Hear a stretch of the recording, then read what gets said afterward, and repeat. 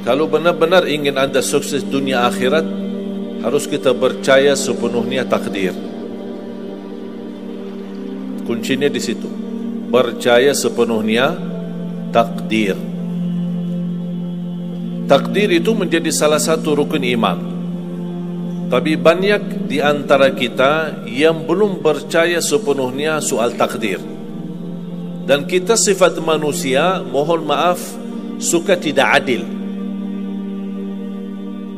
Contoh, kalau Allah berikan karunia, nikmat, pertama kita lupa bersyukur. Yang kedua, kita tidak pernah berkata sama Allah, ya Allah, kenapa aku dapat nikmat ini? Tapi sebaliknya, kalau kita diuji oleh Allah, kita kurang sabar, dan kita bertanya sama Allah, ya Allah, kenapa saya diuji? Faham tak? Kalau kita dapat nikmat, ada enggak orang-orang yang lulus misal ujian, dia berkata, ya Allah, kenapa saya lulus ujian?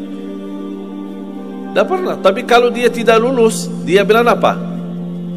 Ya Allah, kenapa saya tidak lulus? Ketika ditimpa musibah, dia selalu merasa nyesal atau merasa sakit hati, tersinggung, berkata sama Allah, kenapa saya diuji padahal saya orang baik, saya jaga salat, saya berusaha mendekat sama Allah, tapi saya merasa bertambah berat ujiannya. Tapi sebaliknya, ketika diberikan nikmat, dia tidak pernah menyebutkan, ya Allah, kenapa saya mendapatkan nikmat ini? Kayaknya si fulan lebih fantas mendapatkan nikmat. Itu tanda manusia tidak adil, tidak bersikap adil.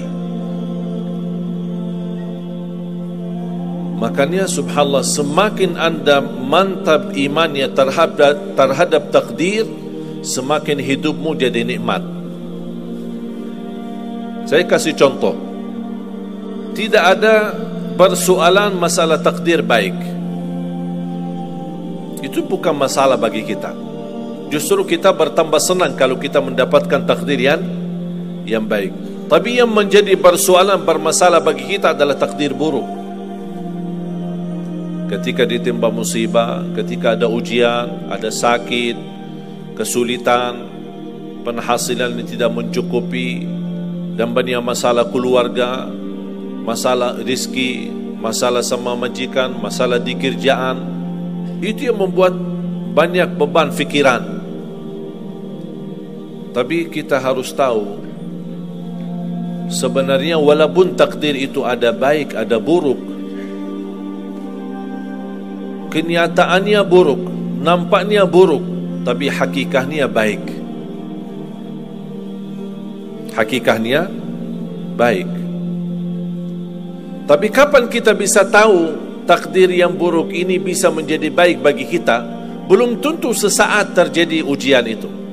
Bisa jadi belakangan, bahkan bisa menjadi sekian lama baru kita tahu dan sadar ternyata takdir itu baik bagi kita. Sebenarnya kalau kita tahu rahasia takdir, apapun yang akan terjadi, kita tidak ada kekhawatiran. Karena kita tahu sesudah ujian ini pasti ada sesuatu kebaikan.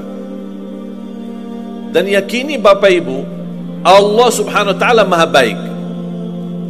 Allah tidak senang menyusahkan hambanya.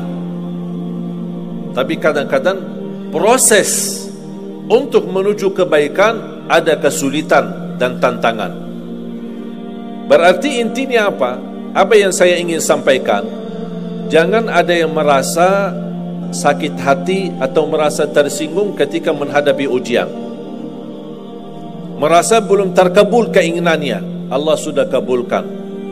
InsyaAllah tidak ada di antara kita yang ditolak doanya.